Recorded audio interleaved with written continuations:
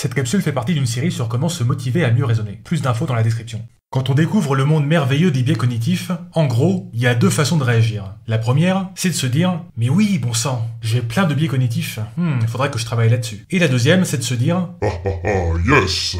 Maintenant que je connais tous les biais cognitifs, je vais pouvoir défoncer tous ces connards qui ont tort sur Internet. » Et le problème, quand on passe directement à la deuxième étape, c'est qu'on va juste utiliser cette connaissance des biais cognitifs comme une arme pour défendre ce que l'on pense déjà. Et aussi comme une excuse pour ne pas remettre en question ces choses que l'on pense déjà. Parce que, après tout, si je connais tous les biais cognitifs, je ne peux pas être irrationnel, n'est-ce pas? Par ailleurs, de façon plus pernicieuse, cela nous habitue à ne considérer que les versions les plus grossières et caricaturales de ces biais cognitifs. Vous savez, chez tous ces gens qui croient à des théories débiles et farfelues, là. Ce qui nous empêche de prêter attention à des versions plus subtiles de ces biais, qui pourraient avoir lieu dans notre petit cerveau. Bref, cette façon-là d'approcher les biais cognitifs nous met en situation d'excès de confiance, et renforce notre tendance au raisonnement motivé. C'est ce que les sceptiques américains appellent the fallacy fallacy, qu'on pourrait traduire par sophisme des sophismes, voir lien dans la description. Et en passant, ça a pas mal contribué à une mauvaise utilisation du hashtag débattons mieux, qui à la base était avant tout une invitation à faire un travail sur soi-même. Mais pas mal de gens ont interprété ça comme un truc qu'on pouvait exiger des autres, ce qui ne fait généralement qu'empirer les débats. Psychologie 101.